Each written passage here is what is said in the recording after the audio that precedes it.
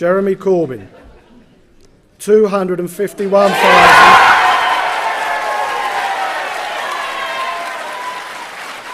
In September 2015, long-time parliamentary backbench socialist and dark horse candidate Jeremy Corbyn became the surprise new leader of the UK Labour Party.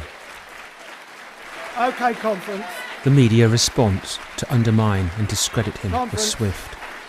The Daily Mail on the day of the election, or day before the election, did 13 pages of why you shouldn't vote for Jeremy Corbyn. 13 pages! In this great endeavour to change our party, change our country, change our politics and change the way we do things. The reason why the establishment are terrified is because the railways are going to come back into public ownership, and the waters and the utilities, and actually it means that we're going to get the health service and all the privatisers out, and actually it means that we're going to get trade union rights and all the anti-trade union laws taken away, and actually it means that kids are going to be able to get paid proper wages. The Prime Minister was trying to undermine workers' rights with his trade union bill. Corbyn. Does she not agree that people sleeping on the streets of our capital city, being charged exorbitant rents, and children being brought up in bed and breakfast hotels is a disgrace to a civilised country? Yeah. So many and so much of our media over so long endlessly describe desperate people in desperate situations as the problem. Corbyn's lifelong campaigning for social justice and human rights also included strong support for the Palestinian cause. Stand together with the people of Palestine for their liberation, their freedom and their recognition. It is our duty. Before long, the political attacks on him began to follow a theme. Julia Neuberger, does Labour have a problem with anti-Semitism? Yes. I'll be presenting Jeremy Corbyn with a list of the abuses that swim in the political sewer which he inhabits. His attempts to deal with anti-Semitism are utterly condemned to failure. To me, the party's always been a safe haven from anti-Semitism, a safe place for me to be a Jew. Jeremy Corbyn says he's sincerely sorry for the pain caused by what he calls pockets of anti-Semitism in the Labour Party. Pockets, very small pockets indeed. I've been a party member all this time in 8 different constituency parties, and once in 50 years have I ever witnessed an incident of anti-Semitism. The Labour Party now, I'll tell you right now, has become institutionally anti-Semitic.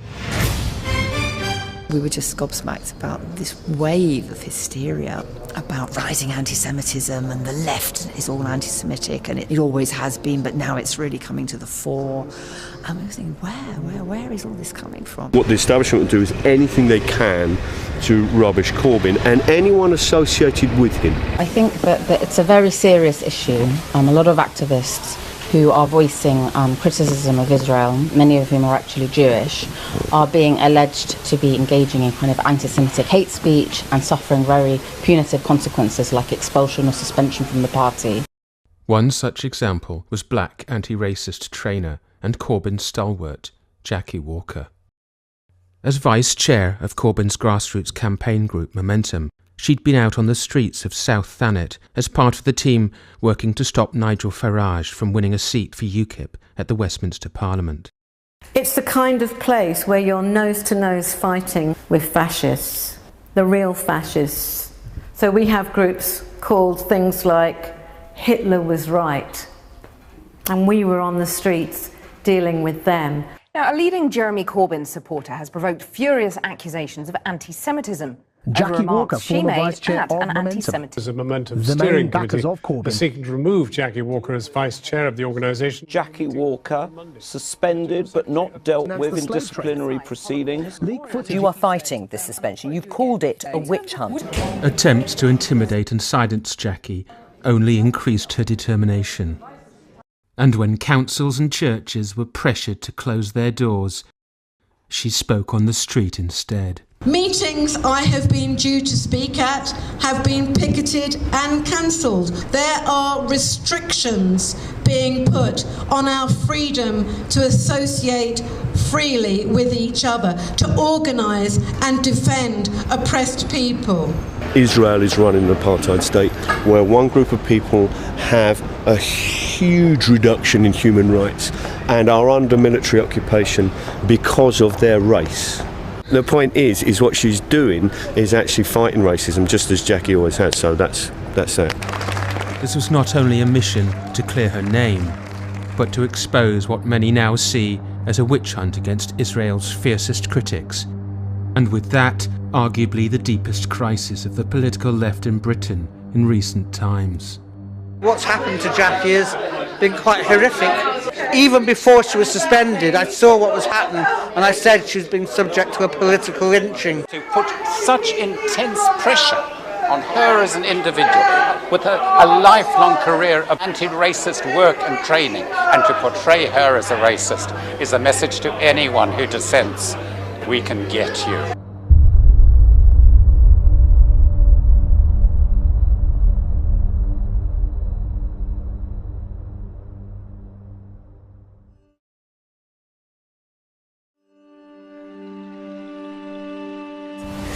So I was involved in the anti-apartheid movement.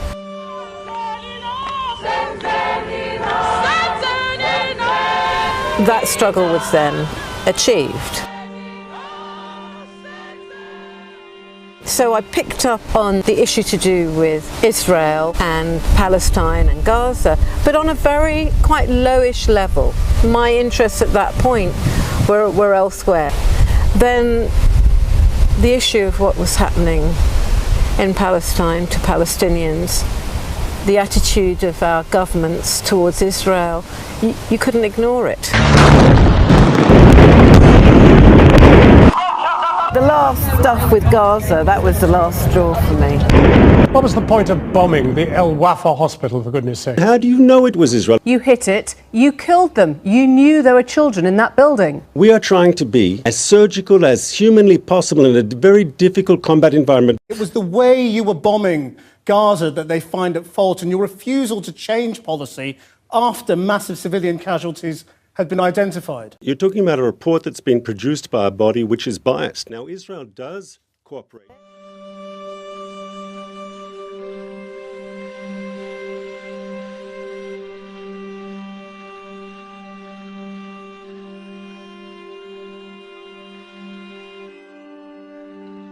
Jackie Walker's shocked awakening to the scale of Palestinian suffering is indicative of a rising trend. Public awareness of Israeli brutality continues to grow, and with it, a diverse international civic campaign of direct action. I asked her, what would you say to people here in England? But the government of Israel has not been idle.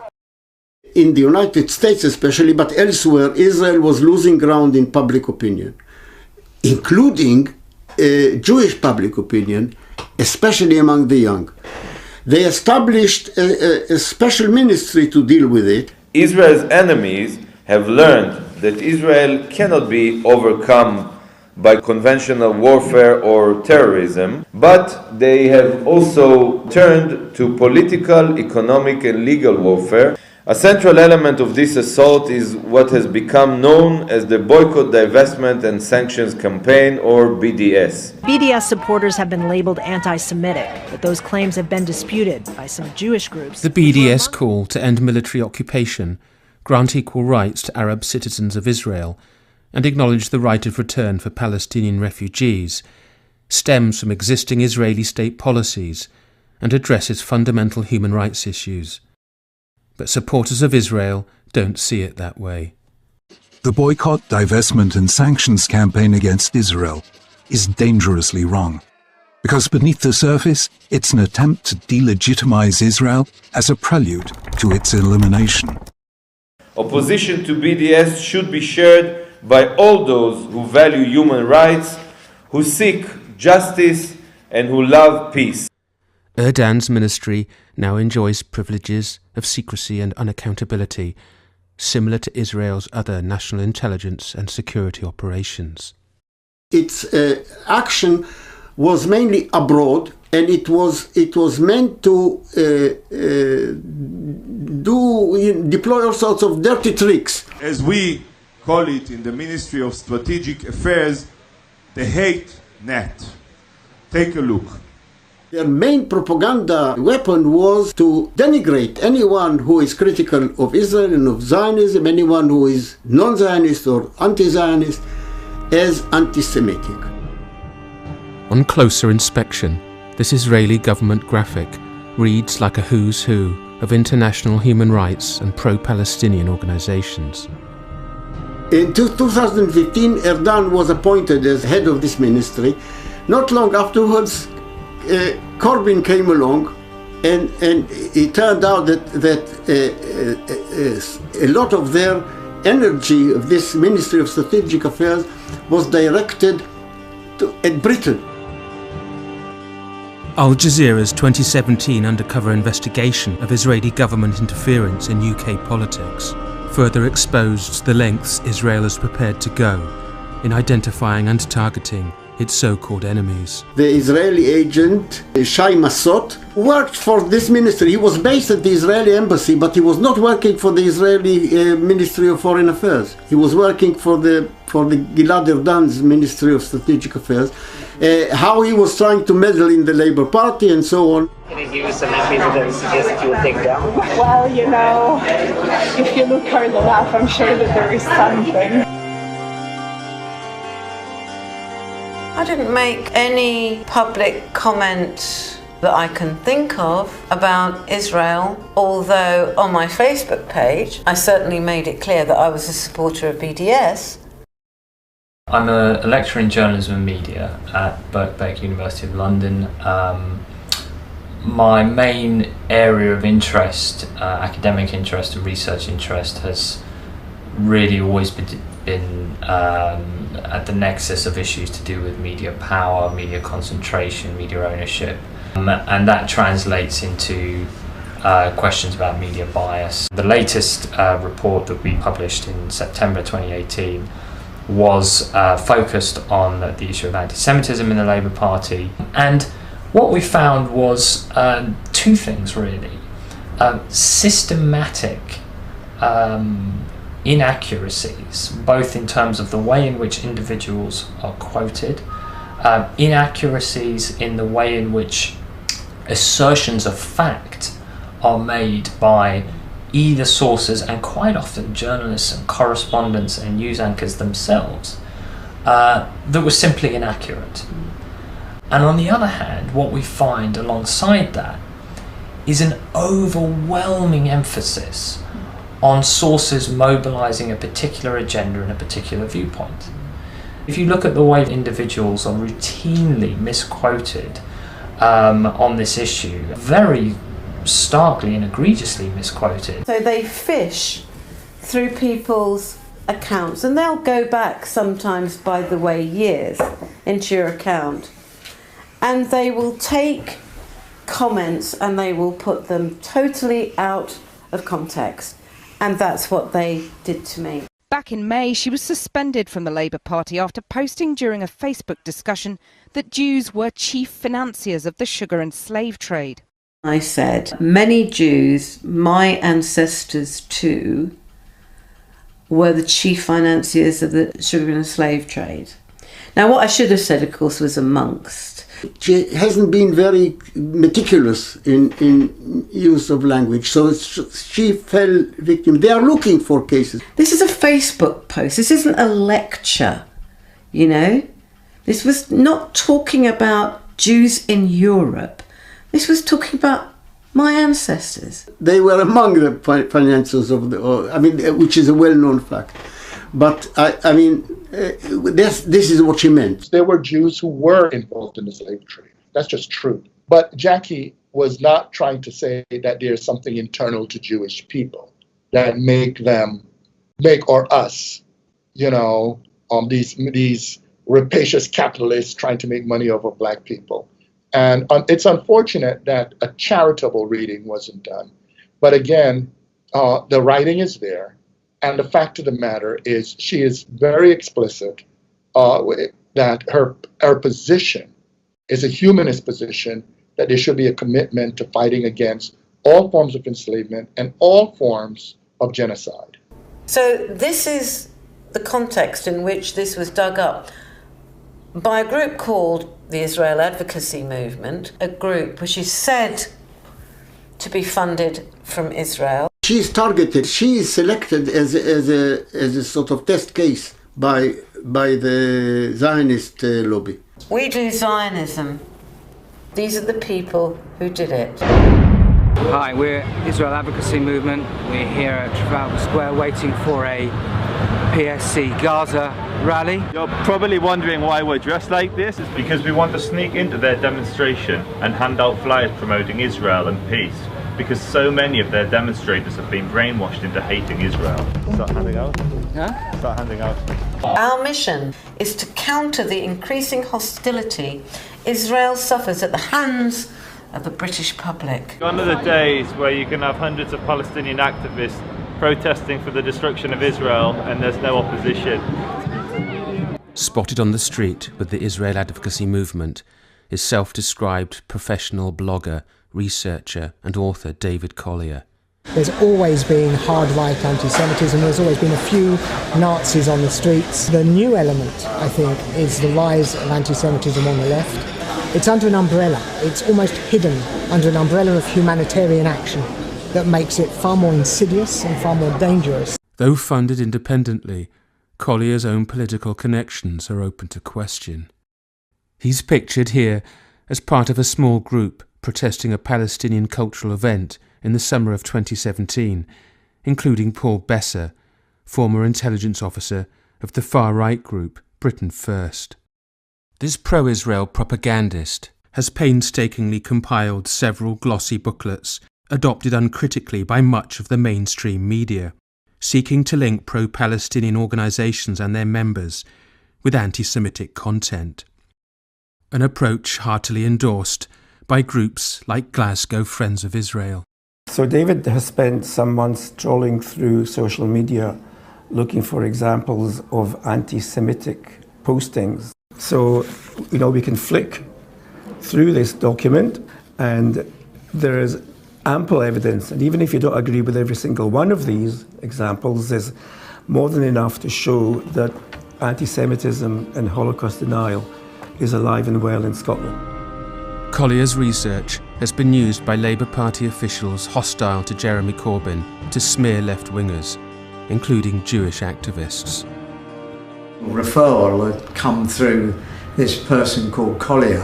What happened was I got a letter suspending me on the grounds that I had visited a Facebook page. Then later, when I asked for the evidence, was sent some rather odd stills from this Facebook page, which even I found difficult to understand as anti-Semitic. When I got the letter lifting my suspension, they then explained that it was for me visiting Palestine Live Facebook page. They found that there was no substance to this matter. I'm really exercised about this because I think this crying wolf about anti-Semitism in the Labour Party is extremely reckless. I mean, it's dangerous. Holocaust denial and Jewish conspiracies are obvious and abhorrent expressions of anti-Semitism, and they abound on social media. But in an online world of bots and trolls and fake accounts and unlimited interconnectivity, the potential for attributing guilt by association is clear. Like my mum said, you can make anybody look like a devil if you want to. And she's absolutely right. It's what they've done to Jeremy Corbyn. In fact, they could do it to anybody. At the last Labour conference, Jackie Walker was arguing that anti-Semitism doesn't exist. When have I ever done that? A European who is designated white and also Jewish, for those individuals who would like to be completely designated white, a Jew like Jackie poses a serious problem. Her birth certificate proves there isn't one drop of Jewish blood in her veins. People who want to do moral slurs, and they don't want nuanced stories. They want black and white stories. Good guys, bad guys. End of story. And so in a way, for Jews who want to be white, they benefit from the idea of the Jew hating black. Johnny Kravitz. Jackie Walker is as Jewish as a pork pie. Stop harassing Jews, you f***ing Nazi scum. I'm not on Twitter because Twitter is so absolutely vicious. I came off of it when people started to suggest that I should be burnt alive and you know, raped and stuff like that. So I came off of it. Why do you think they've gone for Jackie? I think they felt she was, for some reason or other, an easy target. A black Jewish member of the Labour Party, a woman. I hate saying it. I think there are a whole set of underlying prejudices.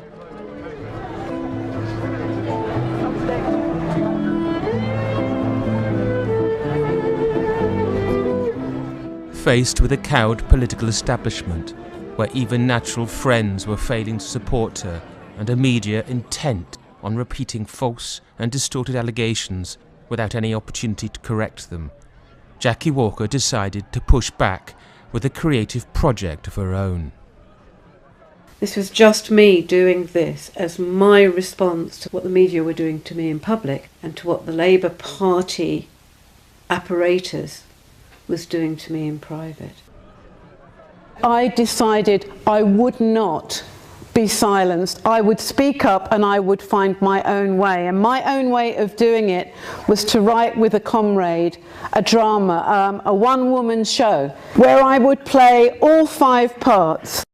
To understand what has happened to me now, you have to understand what brought me into the world. I had that sort of idea that what we wanted to do is to make politics personal. This is my great-grandmother, and it's her mother that was born a slave. This is my mum when she was about 18, I suppose. And this is me with my mother. You know, one of those pictures that gets taken of my beautiful baby sort of thing. Put her in a bin, throw petrol on her, set her on fire, lynch the bitch.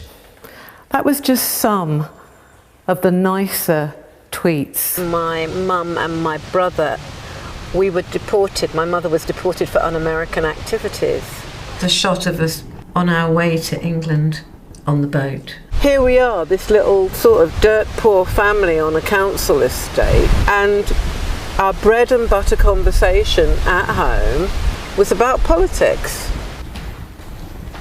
Being open about my background and the history, not just of what happened to me and my family, is absolutely critical to understanding my political work.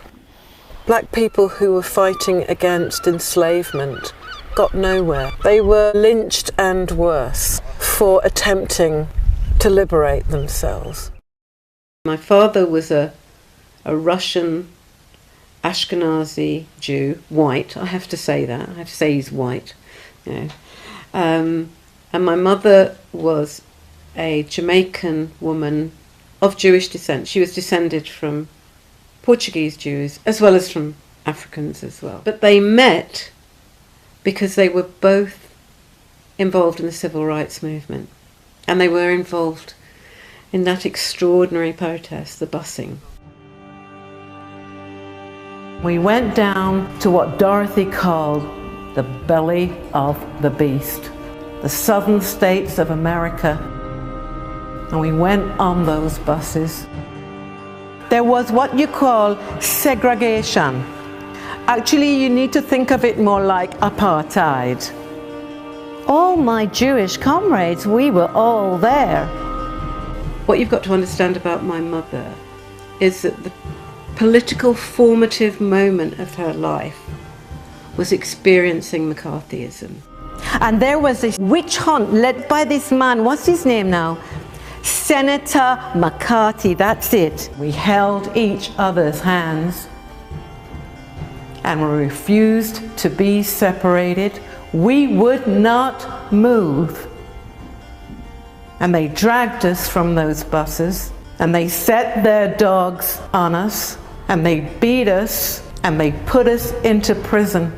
What's happening now with the anti-Semitism, we have seen it with McCarthyism. And what we see is we see an establishment and a media that becomes complicit. You want to change things. You want to resist.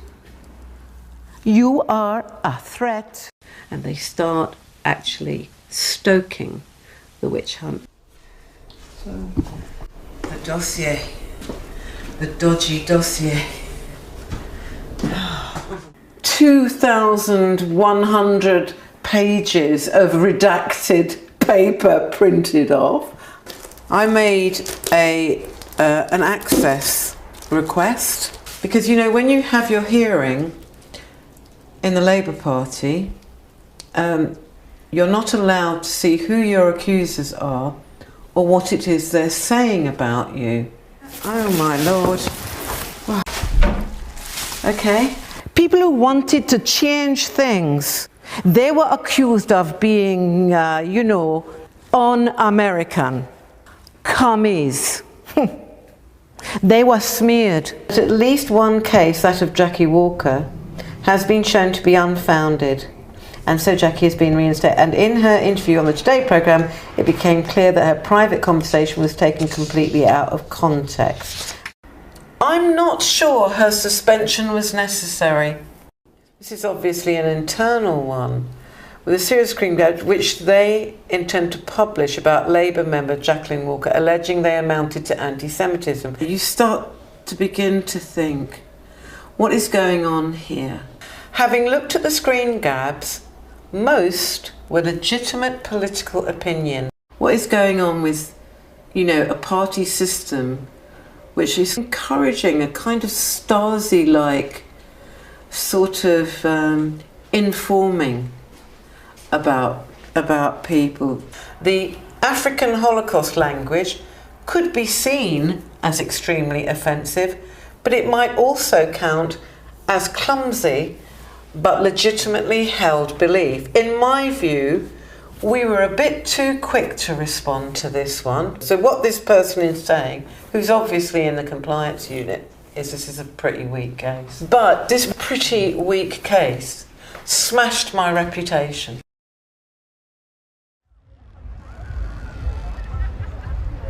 Jackie's Labour Party suspension was lifted, but the slave trade smear persisted, invoked and repeated by media and politicians alike.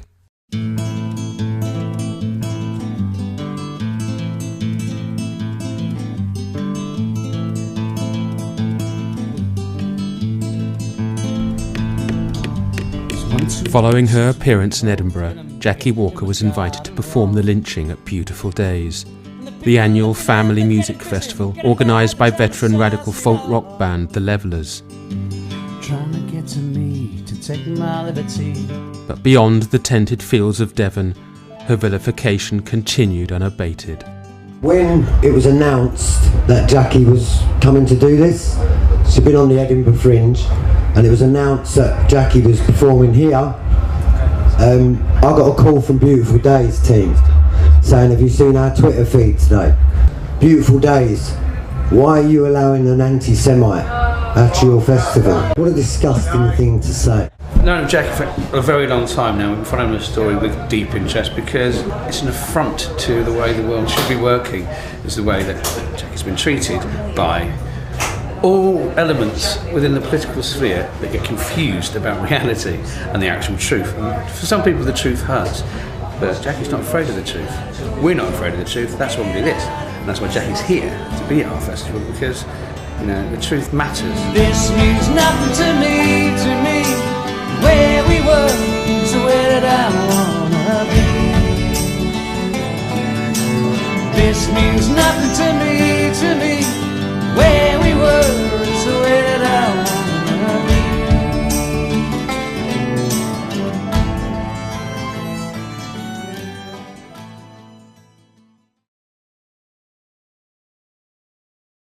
Jackie Walker, who's vice chair of the left-wing Momentum Group, was heckled at a meeting on Monday after she apparently criticised Holocaust Memorial Day for not including non-Jewish genocide victims.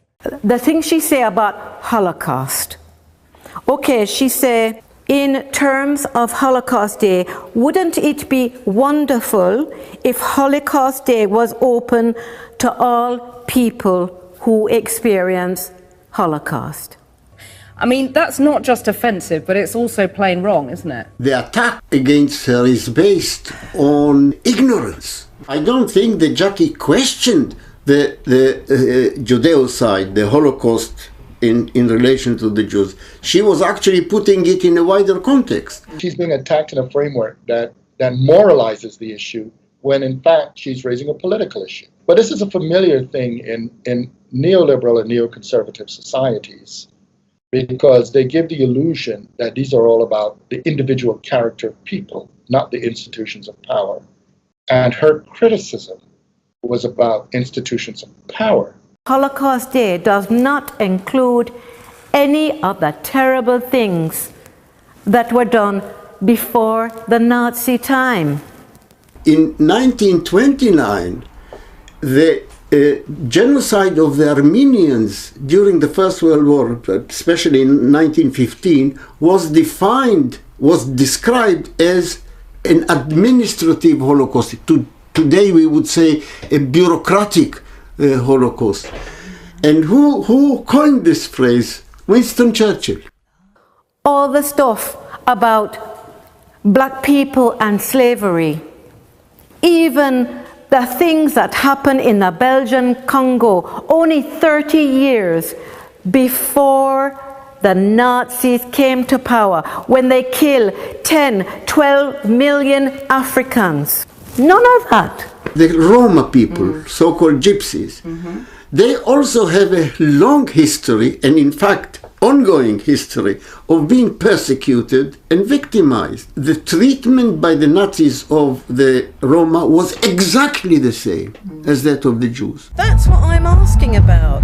But to say that it's a crime, it's racist to even raise a question. Commemorating the Jewish Holocaust should be inclusive. Never again should have a universalist human interpretation, not a narrow ethnic interpretation. There's 2 million, going on for 2 million people of African descent living in this country. Why do we not have a national centre commemorating our Holocaust, which actually funded so much of the development of this country?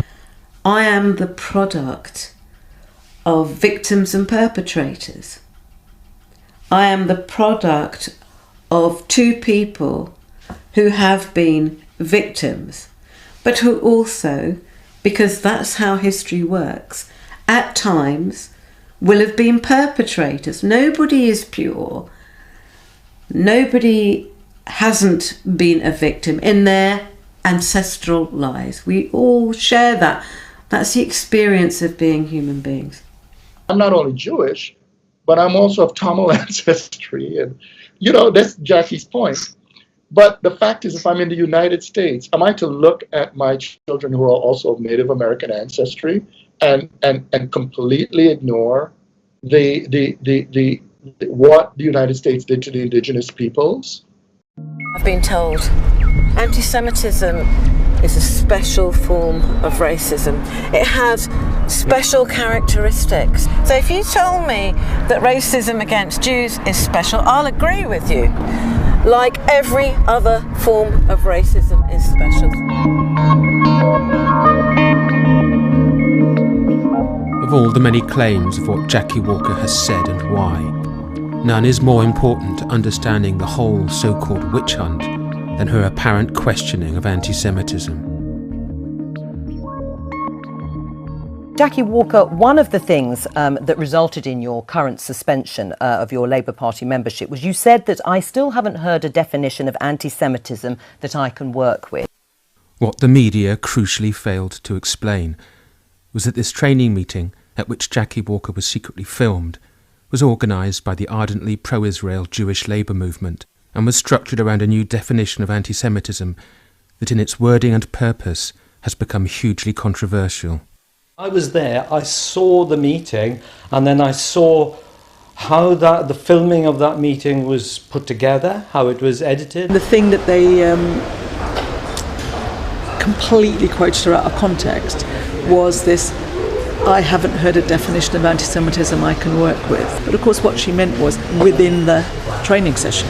It was obvious to everybody. Not only did they cut together something which utterly misrepresented Jackie, it was then put out to the national media and used to blacken her name. And one of the points I've made in my testimony in terms of Jackie's hearing is that actually some of us asked similar questions and were heard. We weren't taking that seriously, but Jackie asked the questions and was shouted down. There were a lot of people there, a lot of Jewish people there who were offended by what the JLM was saying. The Jewish Labour movement have monopolised the right to provide training in anti-Semitism. We do not accept their view of what anti-Semitism is.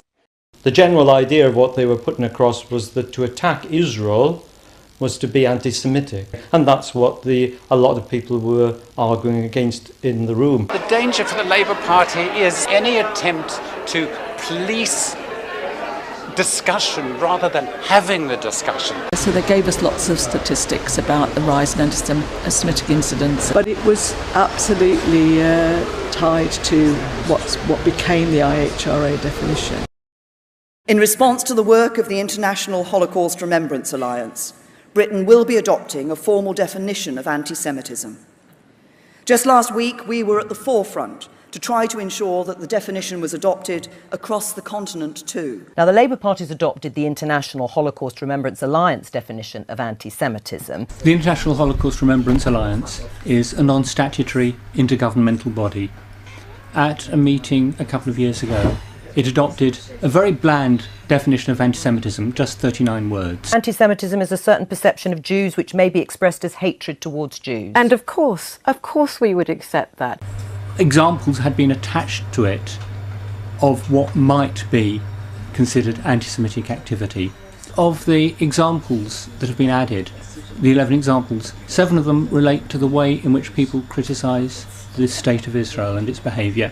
The problem with it is that it includes in its provisions elements that are designed to prevent certain kinds of criticism of Israel and of Zionism. I mean, of course, we all want to put an end to anti-Semitism. This definition has nothing to do with it. You're not going to defeat far-right anti-Semites, the person who attacked the synagogue in Pittsburgh, for instance, by saying you can't describe Israel as a racist state. We've encouraged local authorities to adopt the definition, and to date 135 local authorities across the United Kingdom have done so. Why do people adopt it with such alacrity? Well, let's face it, if you go to a local authority or a governmental body and you say, we've got this thing which is going to get rid of anti-Semitism, people will go, oh my God, we all hate anti-Semitism, tick.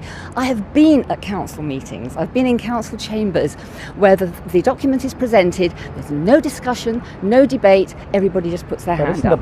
It's a fake. The agenda and perspective being put forward by sources claiming to represent the mainstream Jewish community was that this definition had been accepted by virtually everyone other than the Labour Party. Those kinds of assertions were clearly false, both on the actual facts that they were asserting in relation to the anti-Semitism definition, but also some of the value-based judgments they were making about the Labour Party, about the leadership, about the nature of anti-Semitism, all of which were part and parcel of a legitimate debate. I do not recognise the picture that is being painted, not just that there are anti-Semites in the Labour Party, as a member of the NEC said to me, with 600,000 members there are probably some who think the world is flat. But that idea that the Labour Party is uninhabitable for Jews, this is what's written in the Jewish Chronicle. We also find almost, again, a systematic exclusion of the views put forward by what we might call relevant expert opinion. The harshest critics, the most coherent critics, have been leading Jewish intellectuals such as Anthony Lerman, former head of the Institute of Jewish Policy Research, Brian Klug, a leading expert on anti-Semitism, and even, this is significant, Kenneth Stern, an American academic who drafted the original document which has morphed into this IHRA thing because it represses freedom of speech. Andrew Neil on the Daily Politics show would just make statements to the effect that this is a universal or consensual definition.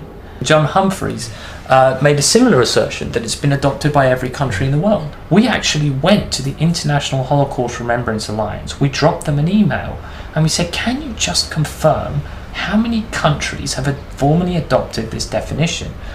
To which the response was 8. We in Jewish Voice for Labour and many of our friends really resent the fact that it's presented as if there's one internationally recognised definition and all Jews want it. We don't. What was virtually ignored altogether or consistently marginalised were the views of other Jewish groups. Can you remember, just over 2 years ago, we had a leader of the Labour Party who was a Jew, who was elected in a straight fight with another Jew who was his own brother.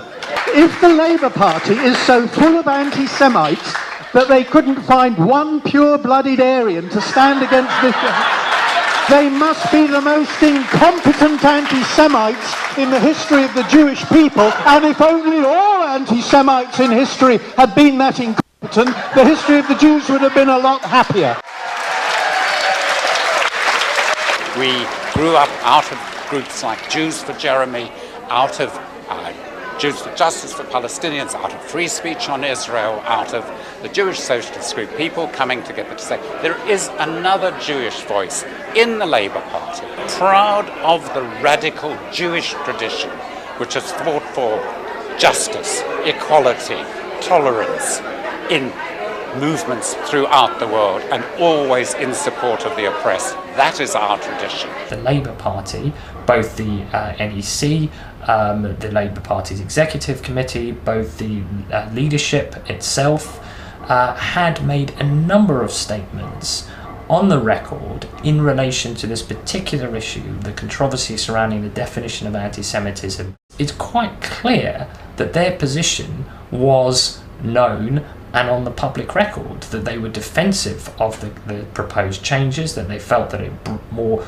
accurately and broadly reflected the views not just of the Jewish community at large, but of other minority communities, that it was absolutely took into account some of the problems to do with the IHRA definition, and yet we find in The Guardian an astonishing number of articles specifically about this issue, the controversy surrounding the definition, where there are no quoted sources at all that are defending the party's position, whereas certain types of sources, namely the leaders of so-called mainstream Jewish groups, if they simply publish a letter, it becomes almost immediately the focus of headline coverage across platforms and across news outlets.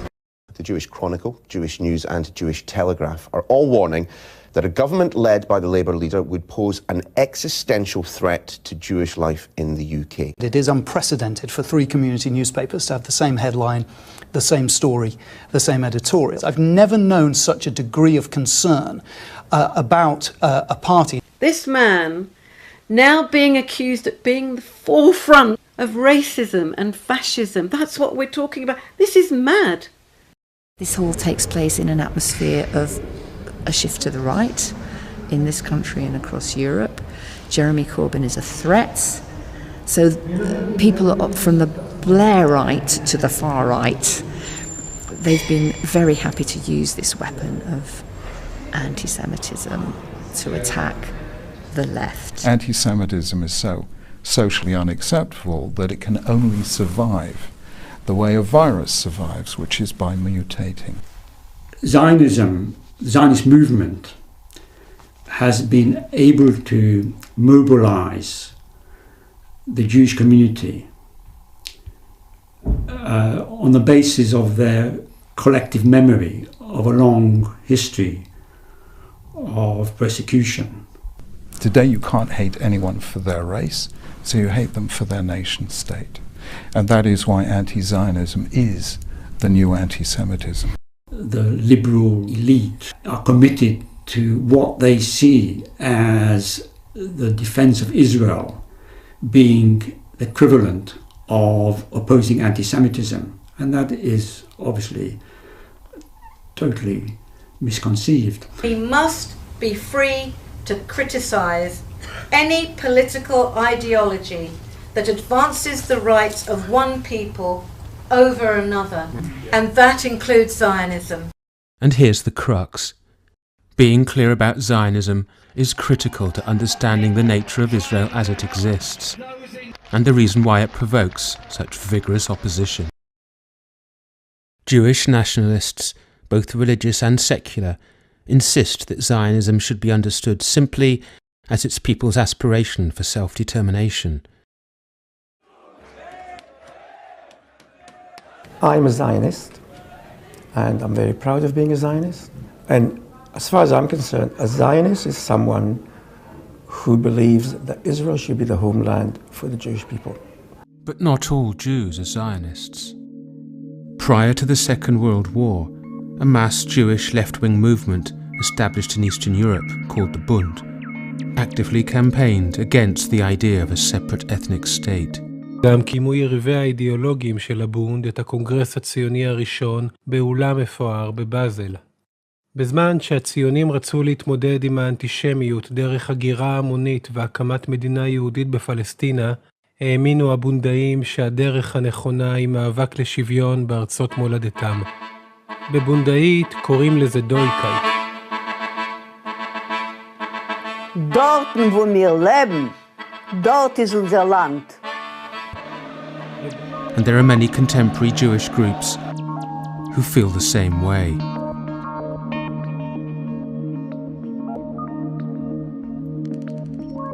And not all Zionists are Jews. It's a pleasure to be a representative of Her Majesty's government and to say to this audience that I'm proud to be a friend of Israel and proud to be a Zionist. I notice you're wearing a shirt or a button that says I'm a Zionist. What is a Zionist? Well, a Zionist is someone who believes in a homeland for Jewish people. When I was a young senator, I say, if I were a Jew, I'd be a Zionist. I am a Zionist. You don't have to be a Jew to be a Zionist. Then there are the evangelicals. Tens of millions of them. God gave them that land. They own that land. For a large and increasingly politicized bloc of fundamentalist Christians, Zionism is about God's promise to Abraham. To them, uncritical support of Israel is simply not negotiable. It's an article of faith. I'm going to bless the people of the Bible. I'm going to bless God's chosen people. And more disturbingly, an integral component in the fulfillment of end days theology. The final act of the book of Revelation is going to begin right here at this place. And when Israel's about to be defeated, the Bible tells us that Jesus Christ himself will intervene.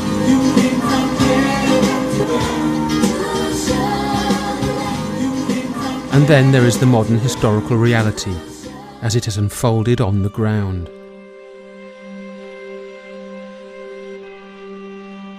Zionism was at first a movement of people trying to get out of Europe and redefine Judaism as a nation state, and there was nothing wrong with it.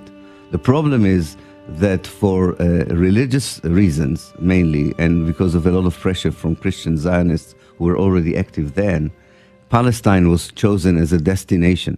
So Zionism became, from a movement of liberation, a movement that dispossessed the local native Palestinians.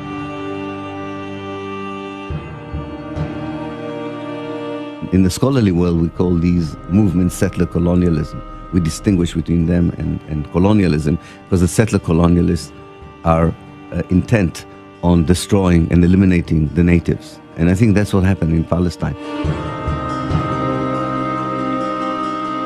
It is this story of Palestinian dispossession, ethnic cleansing, and an ongoing process of what Pape has termed incremental genocide, which for genuine activists, Zionism represents. The whole issue of Palestine, Israel, Zionism is anachronistic. We are witnessing a conflict in the 21st century that, for the most part, is rooted in the 19th century and was supposed to have been really ended by the middle of the 20th century. In Berlin, a growing exile community of young Israeli Jewish radicals is forming as the country of their birth moves further towards full-blown apartheid.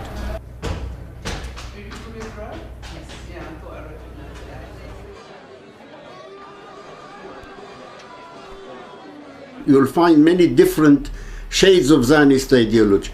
But what the Zionist project is a matter of fact.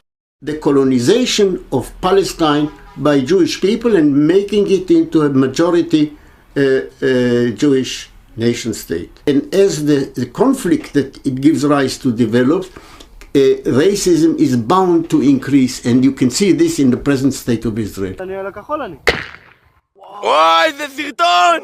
Yes! In Britain, the public watched in horror as innocent Palestinians were killed and thousands wounded by IDF snipers for daring to protest their dehumanisation.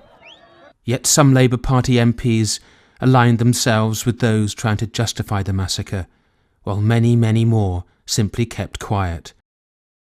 How has it come to this?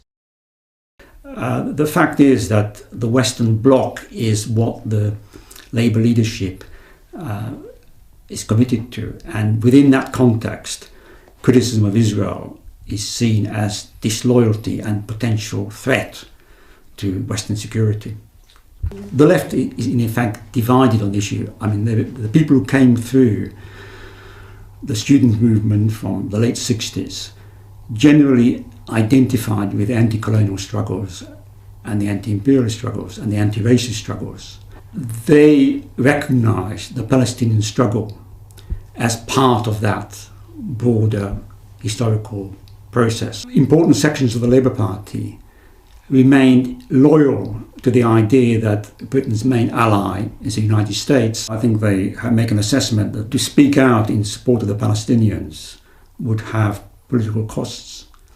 There is an additional factor, of course, that the Israel-Palestine issue continues to be viewed as a continuation of the anti-fascist, anti-Semitic struggle, not acknowledging Israel is an occupying force, that it is itself carrying out ethnic cleansing. It's an internal conflict within the thinking of many liberal-minded people, that they can accommodate those two realities.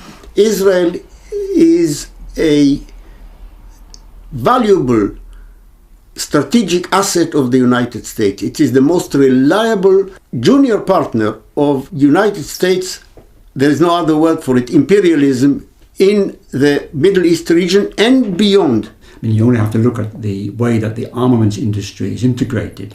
You really cannot speak of a British or an American or an Israeli arms industry. They are so integrated on every level. On December 6, 2017, at my direction, the United States finally and officially recognized Jerusalem as the true capital of Israel. The Zionist project, emboldened by unprecedented support from the Trump White House, is now surging ahead in its attempt to eliminate Palestine from history. Its muscular ultranationalism has become a model and an inspiration, not just for white supremacists in America, but for extreme right regimes now emerging across parts of Europe. And there are troubling signs in the UK too.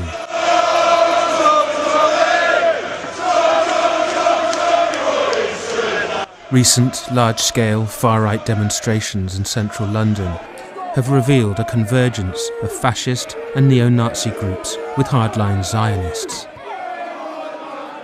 Tommy Robinson's 2016 trip to Israel and the funding by pro-Israel groups of both his Legal Defence Fund and the Free Tommy campaign suggest that this natural alliance may now be part of a more coordinated common cause. We believe that Israel has a right to exist. We believe Israel has a right to defend itself from any aggressor, Islamist or otherwise. And if those two things make me a Zionist, then so be it. I must be a Zionist. They could not defeat us as communists. Instead, they're called progressives and liberals.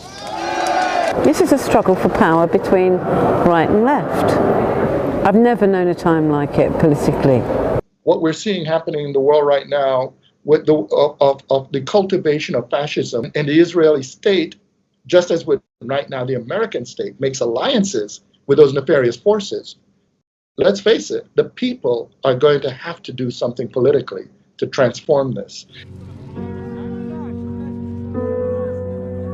Look at what's happening now in Europe with these right-wing racist governments. Many of them very close friends with Netanyahu. It's about some people having control of most people, so that the focus of attention is not on the people who have power, but on the scapegoats, the blacks, the Jews, the Romani, the Muslims, whoever it is.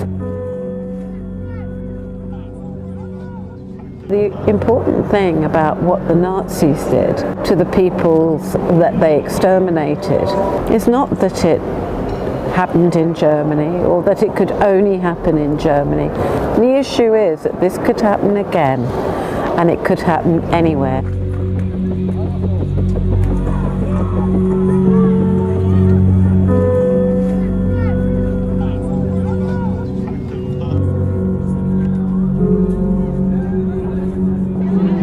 We should make commemorations of Holocaust bigger. It needs to be encompassing, because any peoples have the potential to do this. A lot of people don't understand the fundamental basic point about the way about how racism works. Racism is about a form of dehumanization, but racism in the dehumanization valorizes a group of people who are to have everything, and people who are as a legitimate practice to have nothing. I am really proud of the history of what my mother went through, what my mother's mothers went through for centuries just to survive. They were fighting overwhelming political and economic forces. And I think there are real similarities with that and what's happening in Palestine and Israel now. That's what it means to be oppressed. The construction of Palestinians as intrinsically illegitimate creates a situation in which for them to have anything is treated as a wrong. And that is a dangerous imposition on a people. I'm able to work with Palestinian issues truthfully in that regard. I don't go in there as the holier-than-thou Jew or the holier-than-thou black. These are experiences in which we're to work together to try to build a better situation for humankind. By bravely speaking out and linking the Palestinian cause with other historical struggles against colonial and state-led racial oppression, Jackie Walker, along with other passionate campaigners for justice, might in normal times be thought of as bringing credit to a left-wing movement rather than disrepute. But attacks on the left are intensifying, and a world order based on human rights and international law is fracturing. Against this background, committed support for all those fighting for the values that would safeguard a civilized future has become critical. On March 21st, a group between 5,000 and 7,000 people converged on the local police station in protest to the passbooks that Africans had to carry with them. Saying that this is an unlawful assembly, you are to disperse, you are ordered to disperse, go home or go to your church. This march will not continue.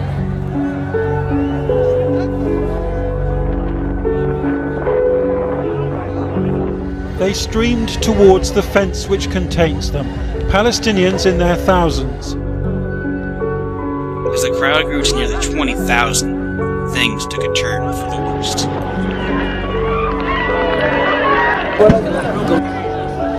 130 police reinforcements were called in armed with machine guns, while the protesters had nothing more than stones.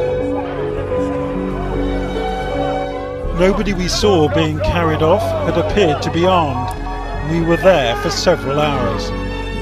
The death toll came to 69, including 8 women and 10 children. Ambulances had been on standby, but as fast as they came, they simply couldn't keep up. Emergency workers risked their own lives treating the injured close to Israel's front line. South Africa had to seriously come to terms with its increasing isolation within the world.